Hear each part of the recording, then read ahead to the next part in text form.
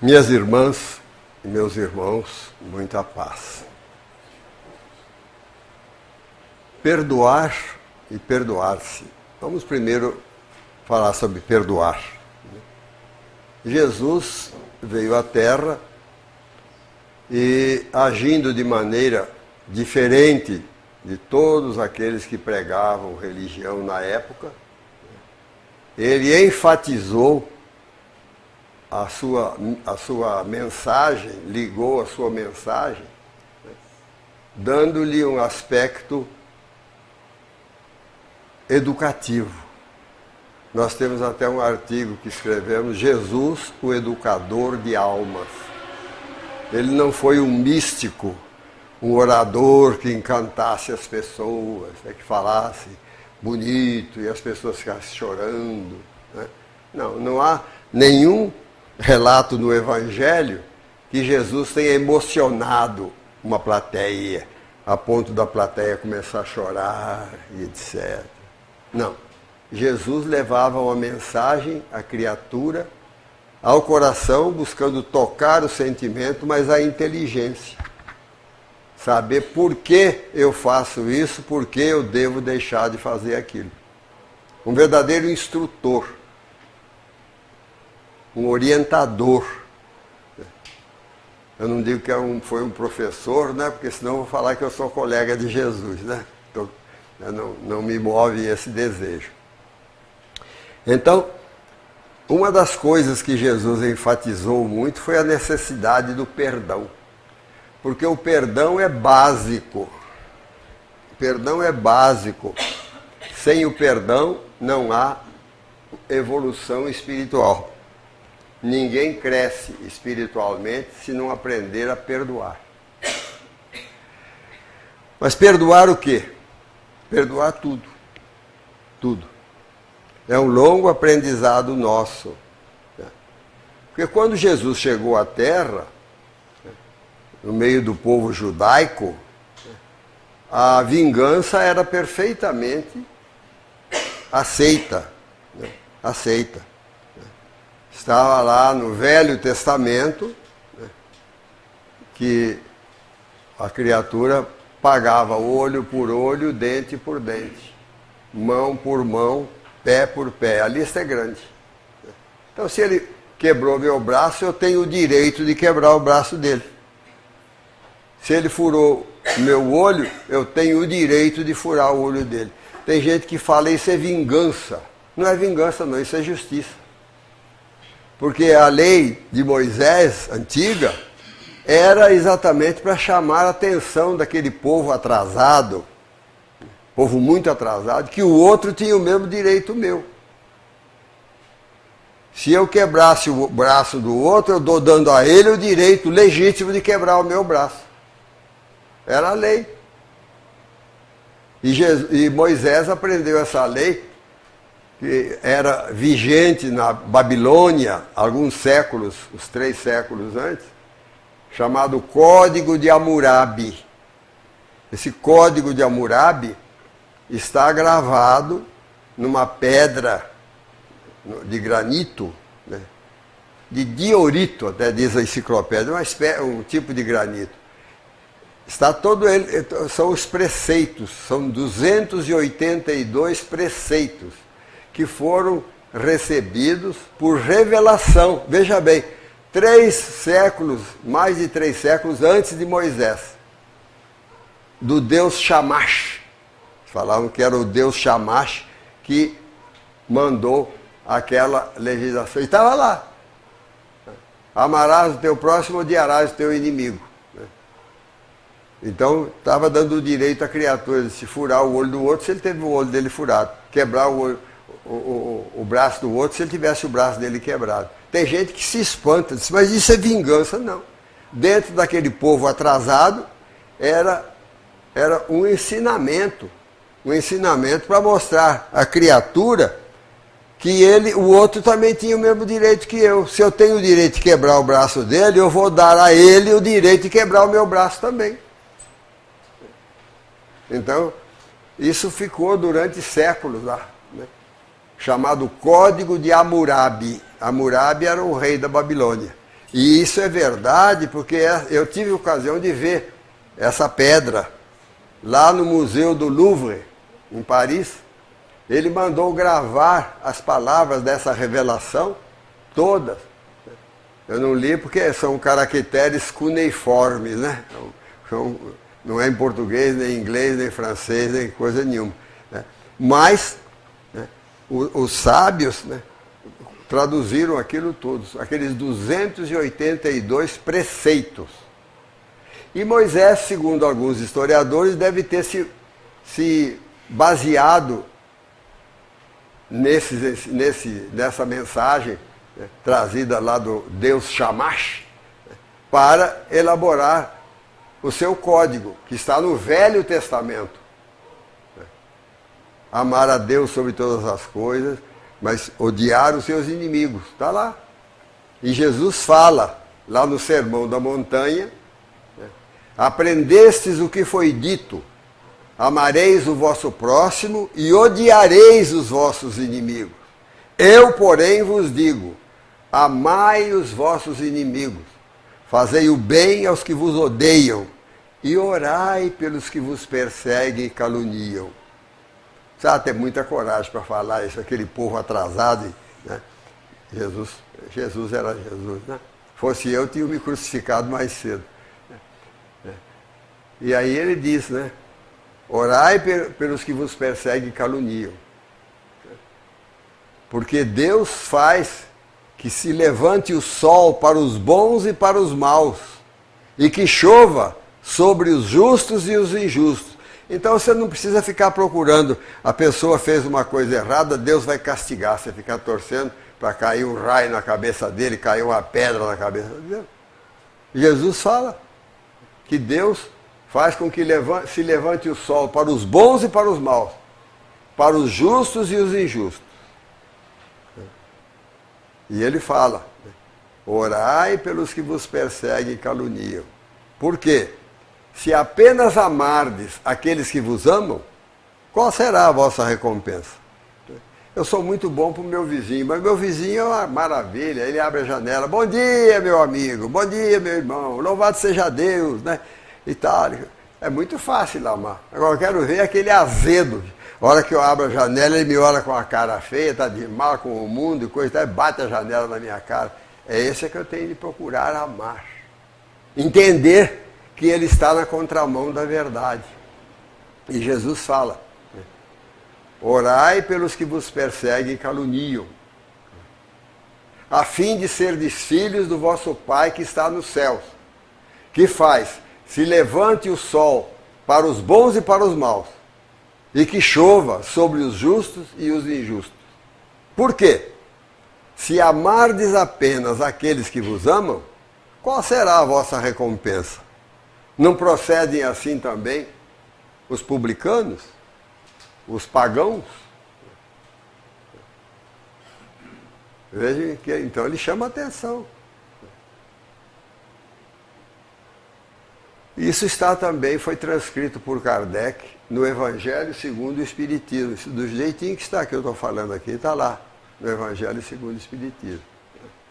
Porque se amardes apenas aqueles que vos amam, qual será a vossa recompensa? Não procedem assim também os publicanos? Vocês vivem falando mal do publicano, mas o publicano ama aqueles que os amam. Mas a marca do cristão é procurar passar por cima da ofensa e fazer o bem ao que fez o mal. Se apenas saudardes aqueles que vos saúdam, o que é que com isso fazeis de especial? Não fazem isso também os gentios? Os gentios eram aqueles, tem algumas traduções que dizem os pagãos, mas Jesus não batizou ninguém. Os gentios eram aqueles, os sírios, os gregos, os romanos que não eram judeus. Porque o judeu tinha uma ideia muito fechada sobre a religião dele, e aqueles que aceitaram Jesus sobre a mensagem de Jesus. É para nós. Entendeu? Então tem de pregar entre os judeus. E Jesus ensinava, então, a perdoar e procurar amar o inimigo, amar o outro. Mas Jesus falava tanto em perdão, certa vez falando com Pedro, se o teu irmão pecar contra ti 7 vezes no dia e te pedir perdão, deves perdoá-lo. Então, Pedro ficou com aquilo na cabeça, esse número 7. Né? A gente gosta muito de número, né? Número até 7 vezes, né? Aí ele vai e faz aquela perguntinha capciosa para Jesus. Senhor, quantas vezes eu devo perdoar o meu irmão quando houver pecado contra mim? Até 7 vezes? E Jesus, usando um artifício matemático, né, que fica mais gravado, falou, não digo que deves perdoar até 7 vezes, mas até, todo mundo sabe, 70 vezes 7 vezes. Então, na matemática, na aritmética, 7 vezes 70 são 490. Mas no Evangelho, 7 vezes 70 significa infinito, sempre. Mesmo porque quem perdoar 490 vezes já viciou em perdão. Né? Porque o perdão é básico para o relacionamento fraternal e também para a paz da criatura. A criatura que não perdoa não tem paz. Não tem paz. Porque sempre, quando olha a pessoa que ofendeu, ela está lembrando daquele mal. Está lembrando do mal. Então, não é assim. Jesus ensina a perdoar, né? Continuamente, sempre. Deixe o problema com ele. Mas ele falou que você é louco. Eu sou louco? Não. Então é ele que está louco. Aí eu tenho de orar por ele. Se eu sou irmão dele, tenho de orar por ele. Falou que você é ladrão, mas eu sou ladrão? Não. Então se ele está me acusando injustamente, é porque ele está fora de si, está fora do juízo. Se ele tivesse o seu juízo perfeito, ele não estaria me acusando. Ah, mas aquilo é mau que nem uma cobra. Né? Problema dele. Problema dele. Ele não deve ter paz. Porque a pessoa que agride, que ataca, ela não tem paz. Ela está sempre botando alguma coisa ruim para fora. A pessoa que tem paz, você chega perto dela, ela tem sempre uma observação agradável das coisas. Agradável. Ela não tem aquele azedume. Porque há pessoas que são azedas mesmo. Né? E aí você tem de ter pena dessas pessoas, porque essas pessoas azedas, elas sofrem. Sofrem. Eu me lembro de uma historiazinha que eu li nas seleções ainda, quando eu era adolescente. Quando surgiu as seleções aqui no Brasil, 1900, não vou falar não, vocês vão pensar que eu sou muito velho. Né? 1942, o camarada contando a história de um fazendeiro muito pessimista. Tudo para ele era ruim. Né?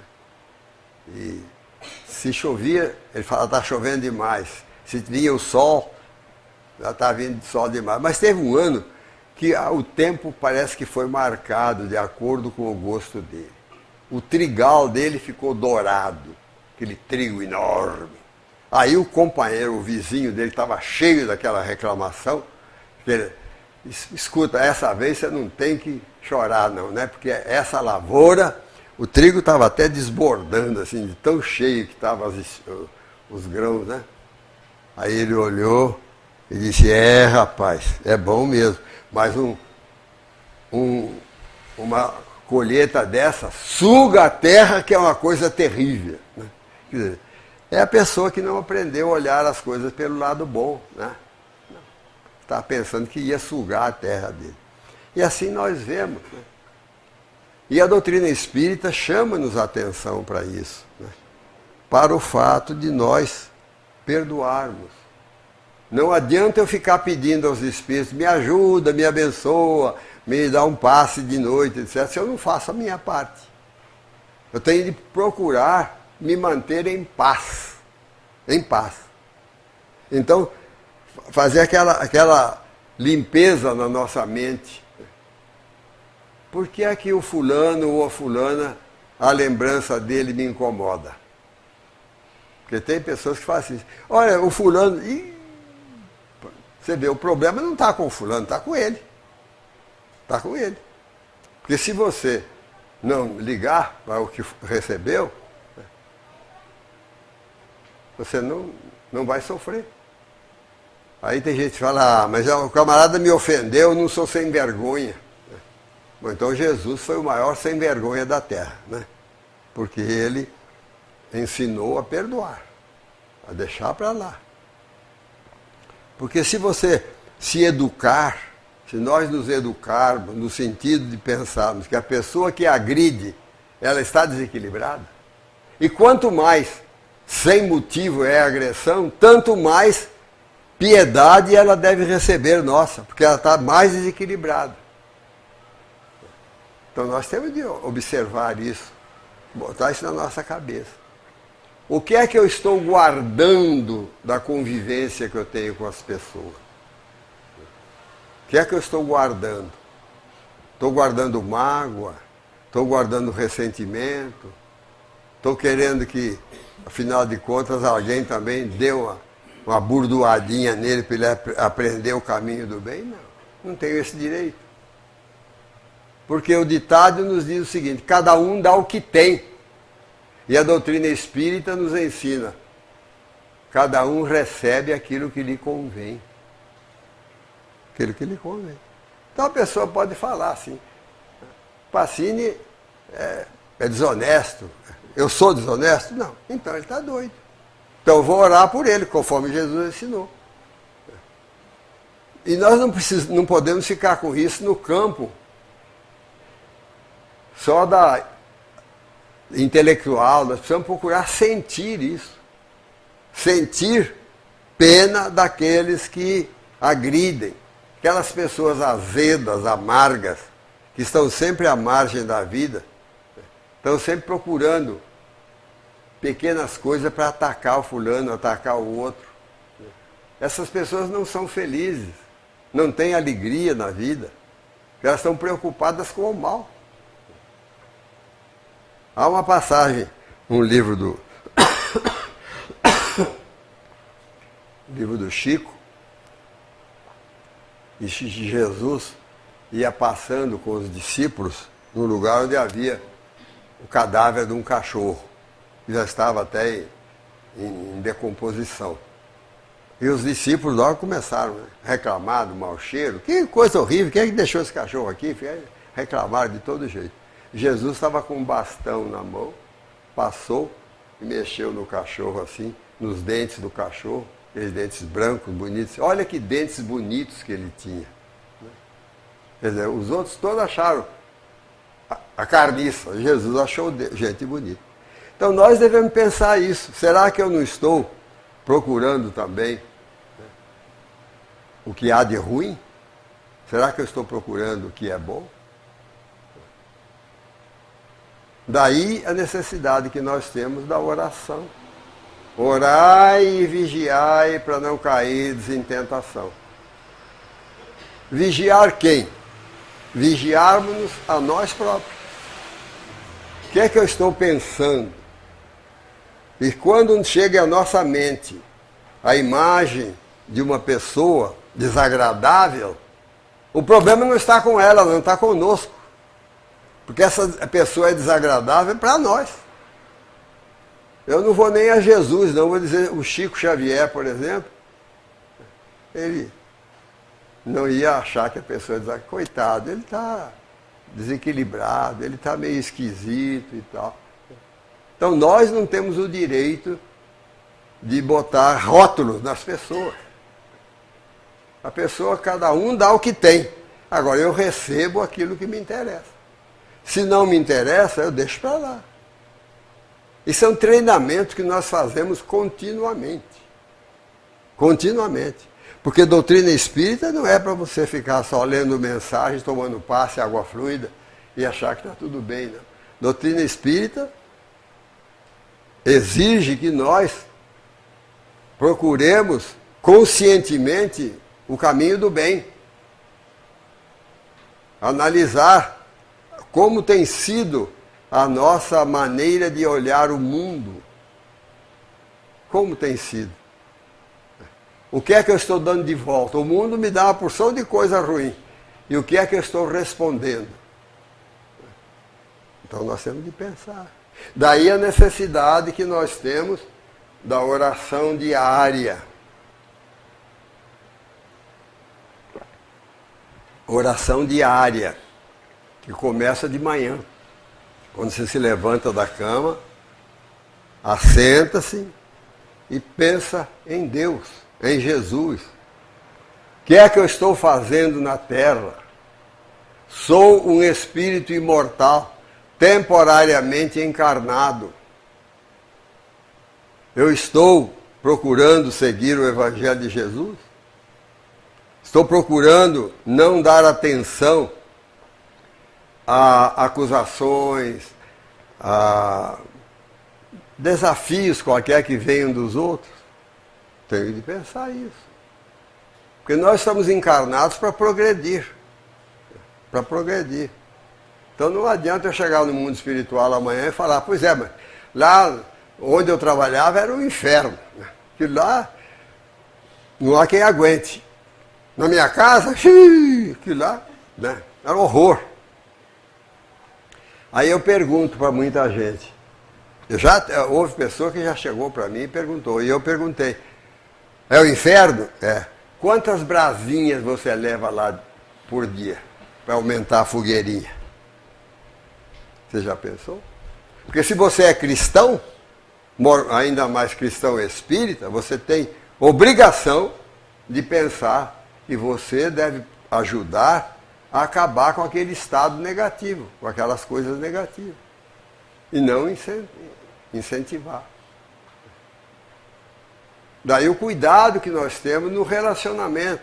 Porque tem gente que pensa que perdão é alguém perdoar, alguém que falou, você quando ocupou tal cargo, você roubou, você isso, aí eu vou perdoar. Não, é perdoar as coisas miúdas também. As coisas miúdas. É o companheiro ou a companheira que entra no local onde você está com a cara amarrada. Você viu a cara que ele entrou? Viu? Está de mal com o mundo, então você vai orar por ele. Ele não está bem, porque quem está bem está sorrindo, está alegre, feliz. Então se a pessoa está agressiva, amarga, azeda, é porque ela não está bem. Então nós temos de orar por essa pessoa, para ajudá-la a entrar no caminho do bem. E não ficarmos guardando aquelas coisas. Há pessoas que parecem almofada de costureira. Vocês conhecem aquela almofadinha de costureira? Os alfaiates também usavam antigamente, põe no braço assim, aquela abraçadeira, cheia de alfinetinhas. Tudo que vem, fica ali. Né? Não.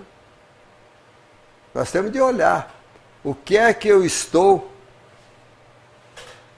registrando no meu convívio com as pessoas, no centro, na minha casa, no local de trabalho? O que é que eu estou registrando? O que é que eu tenho para me queixar?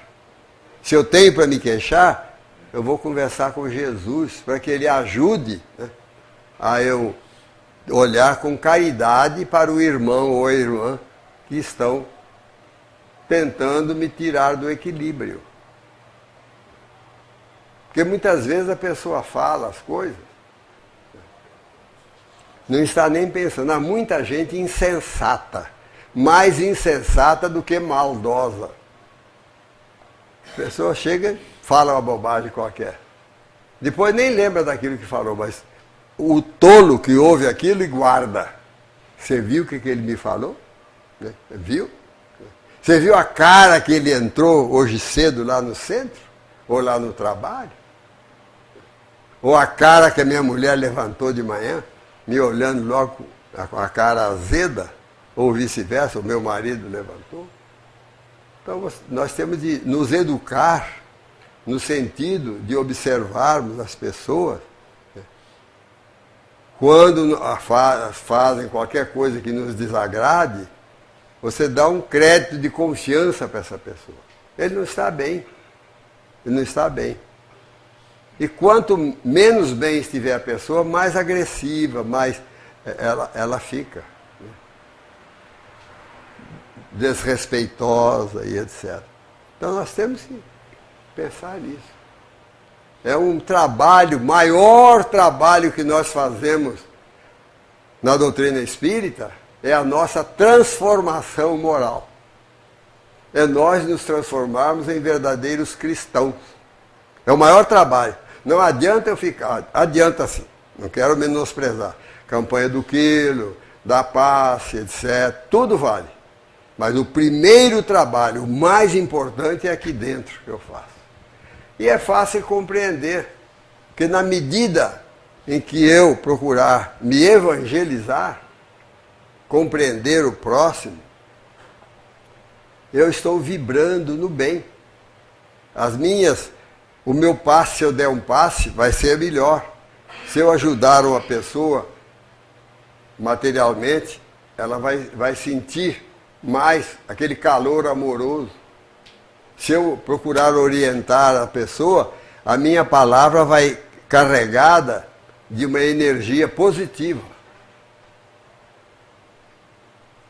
Porque o instrutor Alexandre fala no livro Missionários da Luz, o companheiro que fala com convicção daquilo que ele fala, a palavra dele toca o outro.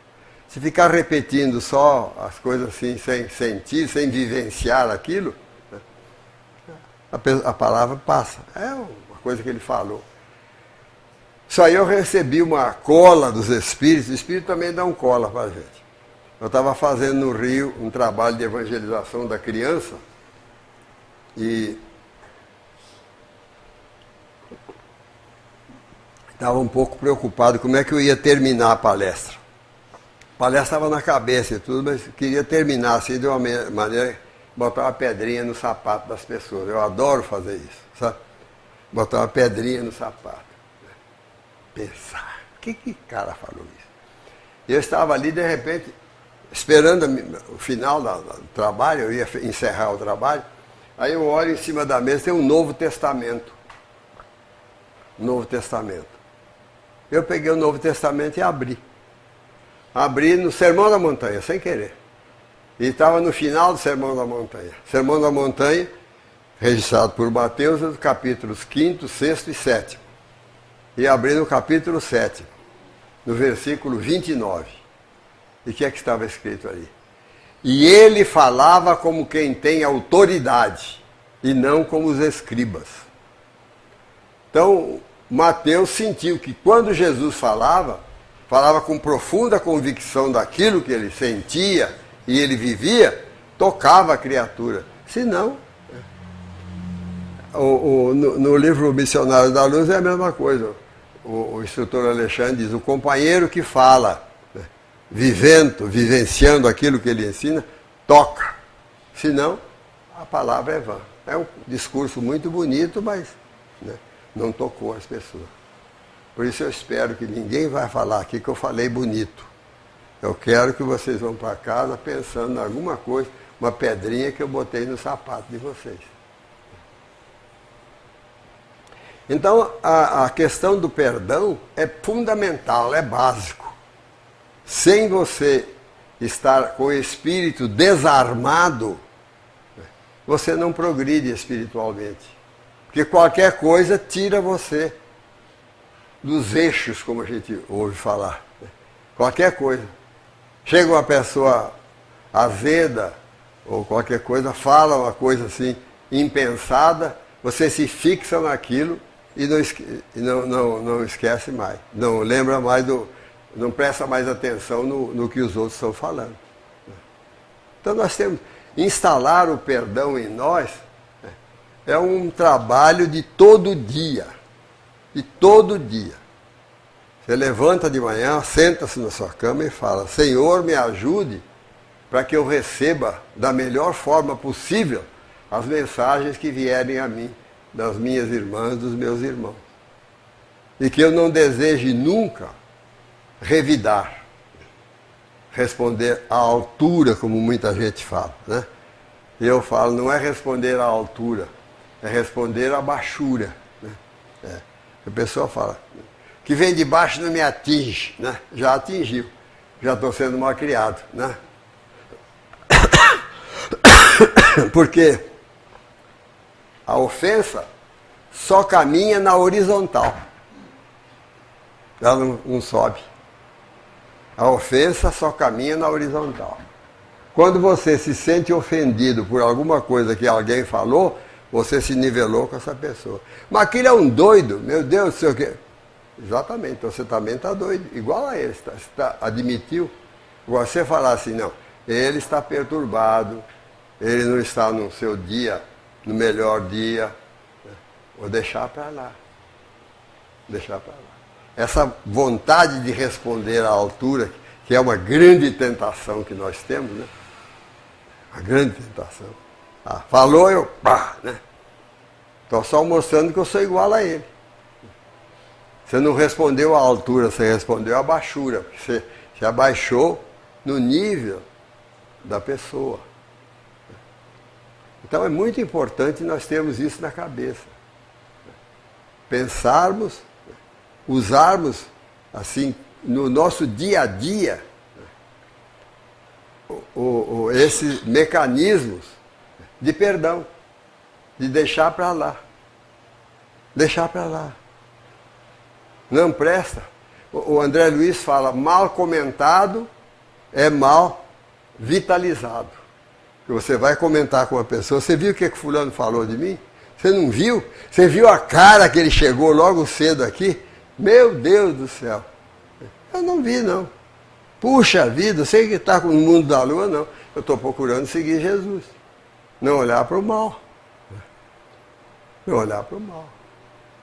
Então, é importante nós nos atermos a isso, como Jesus falou. Vigiai e orai para não cairdes em tentação. Vigiar quem? Os outros? Vigiar-monos. Aí eu vou fazer um pleonasmo, a nós próprios. Tem que tomar, porque o que eu recebo, eu não tenho responsabilidade sobre a agressão que eu recebo. Agora, eu tenho responsabilidade da maneira que eu reajo. Isso aí é da minha responsabilidade. Então a pessoa fala e eu reajo, né? Como eu já falei brincando aqui. Eu respondo à altura, né? A altura não, eu respondo à baixura. Né? A baixura, porque eu me abaixo para dar uma resposta agressiva também. Então nós devemos ter sempre buscar aquelas pessoas difíceis,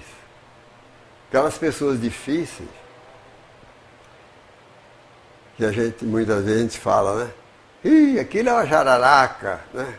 Uma cascavelha, não sei o quê, não sei. Não. É o Filho de Deus que está na contramão da vida. Ele veio, está tentando te perturbar. Você não deve entrar no jogo dele. Daí, mais uma vez, eu falo, vigiar e orar para não cair em tentação. Olhar como nós estamos recebendo a mensagem dos outros. Agora é muito importante perdoar os outros, né? Deixar para lá. Deixar para lá.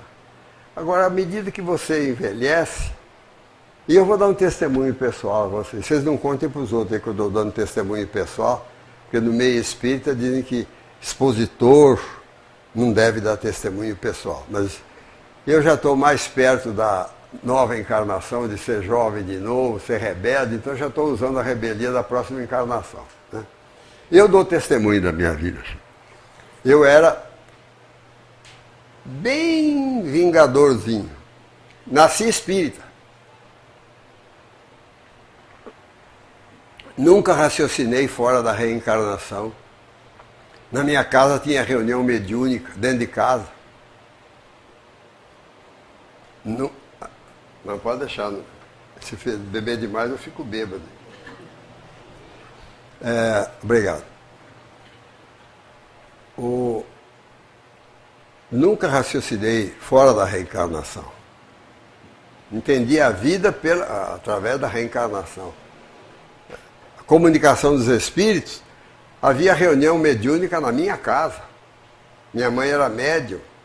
Meus pais frequentavam reunião de materialização, contavam para a gente aquela coisa toda. Então não tinha dúvida sobre a mensagem espírita, não, a validade dos ensinos espíritas. Agora o Evangelho ficava meio de lado. Por quê? Porque infelizmente os irmãos e as irmãs se dedicavam muito à mediunidade, etc. Não havia reuniões de estudo. Isso aqui foi depois que eu já estava grandinho, que começaram as reuniões de estudo. O pessoal queria ver espetáculo mediúnico. Médium sentado à mesa, aquela mesa grande, médium dando murro na mesa, espírito revoltado e coisa e tal. Né? Então, e aí eu no grupo escolar falava, tudo doido. Né? A gente escutava os meninos. Mas eu nunca raciocinei fora da reencarnação, tive sempre consciência profunda da mediunidade, etc. E tal. Mas não fui evangelizado. A gente ouvia falar no Evangelho, um pedacinho que liam do Evangelho antes da reunião mediúnica, que estava o povo ali para assistir a reunião mediúnica, de porta aberta assim. Espírito comunicando, porta aberta, entrava, saía, quem quisia. Mas lia uma página do Evangelho, um pedacinho do Livro dos Espíritos, e depois aí, comunicação dos Espíritos, né? Só. Não havia aquela ênfase dada ao Evangelho de Jesus. Não. Então a gente não tinha isso. Eu cheguei a levar meus irmãos menores para o catecismo espírita, que era catecismo chamado na época. Ia lá no catecismo espírita, eu não, já era grandinho, mas levava os pequenos.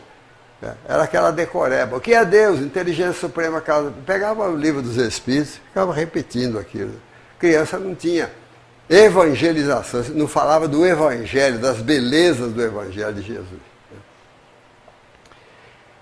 Eu fui aprender a perdoar aqui em Juiz de Fora. Eu sou do estado de São Paulo, sou mineiro adotivo, já tenho mais de... Não vou falar quanto tempo não, senão vocês vão pensar que eu sou velho, né? Mas tenho mais de 60 anos aqui em Minas. Eu vim para cá com 20 e poucos anos, né? E estou com 90 agora, para vocês não ficarem pensando aí, olha a idade desse cara. E aqui em Juiz de Fora, uma pessoa que veio de lá onde eu vim, só que era uma pessoa muito evangelizada, essa pessoa me convenceu da necessidade de perdoar. Porque até então eu pensava assim, não, eu tenho que dar uma burdoadinha, né? Como é que ele vai aprender o caminho do bem? Ele vem e faz alguma coisa, eu dou uma burdoada nele, aí ele vai pensar. Né? E essa pessoa me convenceu das belezas do Evangelho, da beleza do perdão. E a partir daí eu comecei a trabalhar dentro de mim. A mudar os meus óculos, olhar os atos dos outros com caridade, com compreensão. Não ficar criticando isso, criticando aquilo. Aprendi aqui em Juiz de Fora. E como eu estou falando em evangelização da criança, eu sou um apaixonado por evangelização da criança. Estive em Belo Horizonte agora nesse fim de semana, fiz 2 palestras lá para 2 auditórios de umas 300 pessoas, apesar da chuva que caía. Né? Falei muito da evangelização, da necessidade que nós temos de evangelização da criança. Evangelizar a criança. Quem tem filho pequeno e não leva para a evangelização está falhando duro mesmo. Por isso eu sou um entusiasta da evangelização, porque eu sinto o quanto a evangelização me fez falta. Os princípios ético-morais do Evangelho de Jesus, eu estive à beira de vários precipícios, não caí porque eu devo ter dado trabalho aos espíritos, peraí, não faz isso não, que isso aí não dá certo. Mas por convicção mesmo, eu não tive, assim, atitudes, né? Então eu falo. Agora, a evangelização você aprende. E você vai pensando, meditando. Porque Jesus veio nos ensinar a pensar, a raciocinar, a meditar. Jesus não veio ensinar reza repetida. A doutrina espírita é uma doutrina de educação da alma. Eu tenho até um artigo que eu escrevi assim, Jesus, o educador de almas. Jesus não veio dar valor a essas coisas externas. Tanto que ele nunca tomou parte em um culto, nem nada. Não. Mas ele pega o hábito que tinha o judeu, de quando tem alguém fez qualquer coisa contra ele, ou ele fez alguma coisa para o irmão, ele fez uma coisa para o irmão, sentia a consciência pesada. Então ele mandava matar o animal, tirar o sangue, colocava num vaso e levava ao altar. Isso é a prática do judeu. E Jesus fala lá no Sermão na Montanha. Mateus registrou no capítulo 5, versículos 24. Se estás fazendo a tua oferenda diante do altar, você está levando o sangue do bicho para oferecer a Deus, e te lembrares de que teu irmão tem algo contra ti, deixa ali tua oferenda e vai primeiro reconciliar-te com o teu irmão. Então mostra que essa atitude exterior não adianta nada. A coisa é interior. E no versículo seguinte, o 25, ele diz assim, concilia-te com o teu adversário enquanto estás a caminho com ele. Infelizmente, as religiões ditas cristãs não dão assim essa ênfase, né, que devem dar. Concilia-te com o teu irmão enquanto estás a caminho com ele.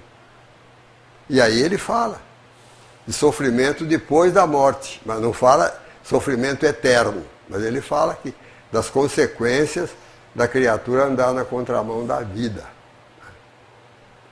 Mas eu botei palestra perdoar, né? Perdoar só. E nos perdoar. Não tem uma vírgula aí, perdoar, perdoar-se. Né? Nós também devemos nos perdoar. Nos perdoar. Não ficar aí, eu vou para o umbral mesmo, eu sou errado, eu sou não sei o quê, não tem jeito. Eu vou contar um caso aqui, vivenciado por mim. Certa vez, de vez em quando, recebo uma pessoa lá em casa que vem conversar comigo, e chegou lá uma criatura, uma mulher, seus 35 anos, por aí, e queria falar comigo. Eu falei, pois não, minha filha. Aí ela começou a falar da vida dela. Que ela teve um pai que batia muito nela, batia na mãe, batia em todo mundo. Bebia muito e tal. E ela se casou e o marido repetiu o pai. E ela tinha um irmão que tinha necessidades especiais, né? Precisava tratar desse irmão. E ela então contou aquilo tudo. E eu comecei a ficar apavorado. Porque ela não era espírita, assim. O que eu ia falar para essa criatura? A vida dela foi um rosário de desgraça. Ainda com um irmão, daquele jeito, morando com ela, perturbado, coisa e tal. O marido, aquela coisa. E ela, falando, de repente ela falou, ela própria deu a dica para mim. Eu disse, pois é, e além disso tudo, eu não tenho fé. Não tenho fé. Aí eu falei, está aqui o caminho, né? Eu falei, minha filha, você não tem fé? Se você não tivesse fé, você tinha jogado tudo para cima e tinha caído no mundo aí. Resolveu o problema da sua vida, não estava tratando o seu irmão, ajudando a sua mãe, etc. E tal. Mas aí ela me contou que ela teve um filho, casou, separou, teve um filho, aliás, engravidou e fez um aborto. Fez um aborto. E ela disse, eu não tenho de outro jeito, eu vou para o umbral mesmo, que eu fiz um aborto e etc. E tal, e tal.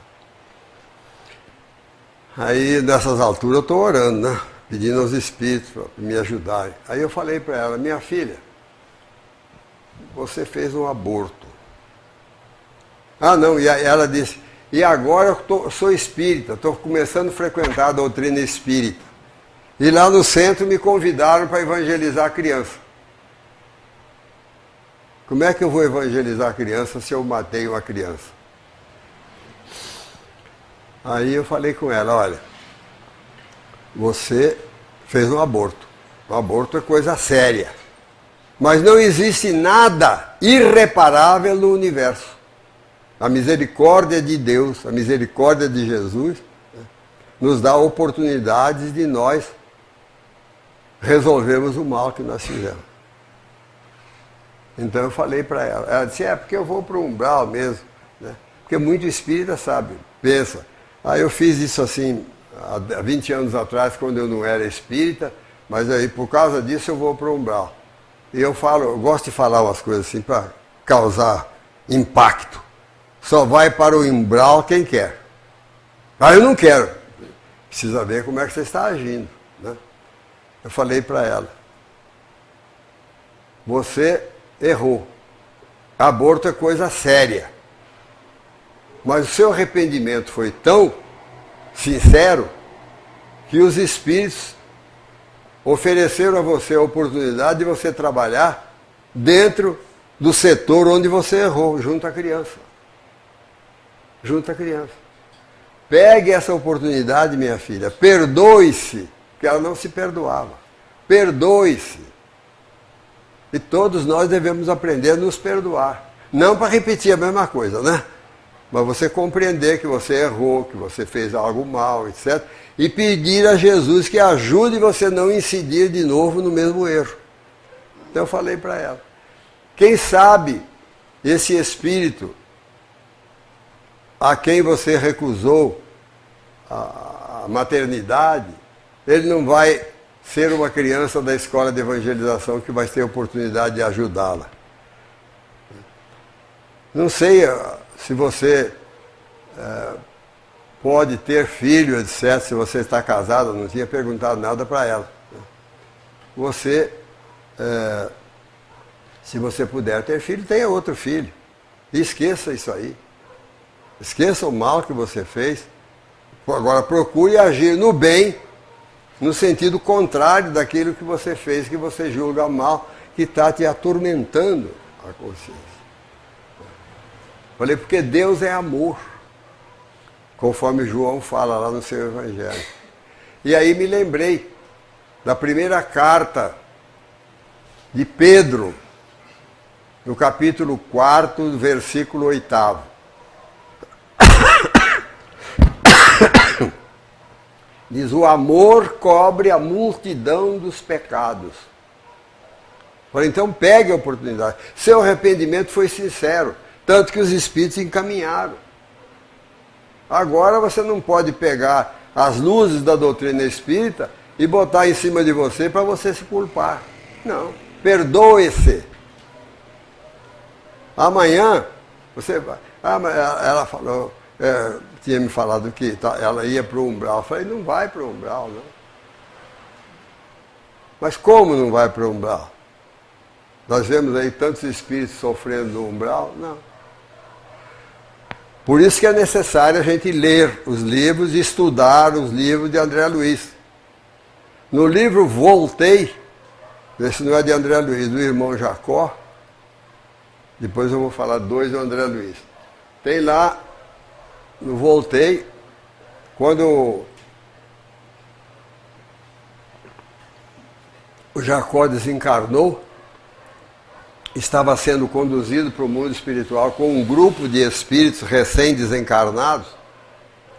Um daqueles espíritos, quando viu a luz de uma colônia espiritual, começou a falar, eu não posso ir para a luz, eu matei um homem há 30 anos. E Bezerra nem se incomodou. Falou para o Jacó, faça uma prece, Jacó.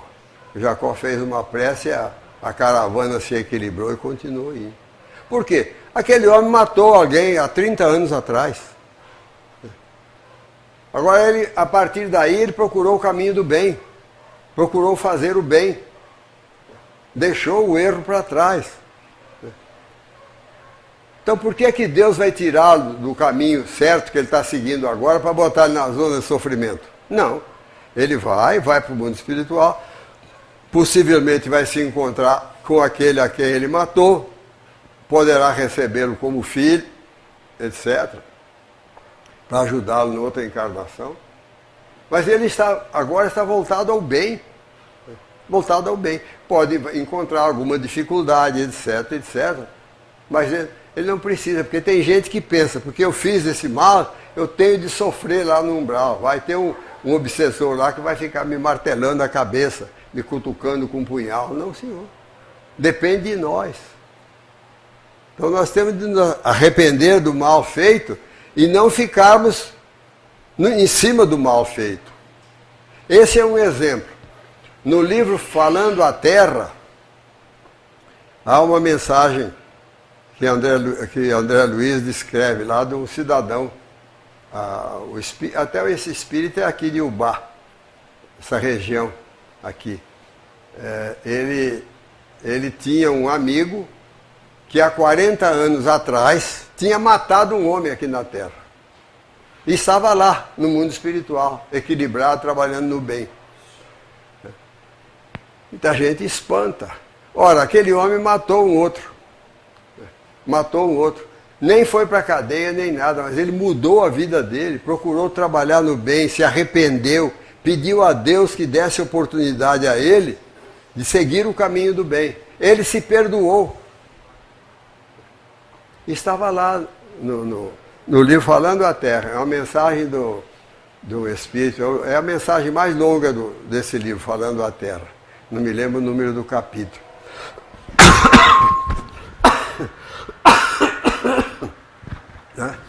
Então nós não podemos nos apegar ao mal. Temos que lembrar que errar, todos nós erramos. Agora nós não precisamos ficar chorando em cima do leite derramado. Você tem, errei sim, Senhor. Errei. Agora eu quero que o Senhor me aponte um caminho para eu seguir o bem. Seguir o bem. Não adianta ficar chorando sobre o mal que você fez. Então você tem de se perdoar. Compreender que você errou porque você era ignorante. E assim não precisa ser no assassinato, não. É uma resposta que você deu aí agressiva a um parente, a uma mãe, a um pai, a um irmão, etc. Você fica aí, puxa vida, com remorso. Eu errei sim. Agora, firmar o propósito de não fazer mais aquele mal. Não repetir aquele mal. Aí você está no caminho do bem. Não tem dúvida. Aí é perdoar os outros, mas perdoar-se também. Não ficar remoendo erros que você fez. Porque senão está danado. É buscar sempre fazer o bem. Seguir o caminho do bem. E a obra de André Luiz, os livros espíritas de um modo geral, mas a obra de André Luiz tem vários exemplos nesse sentido. Muito obrigado e que Jesus nos abençoe.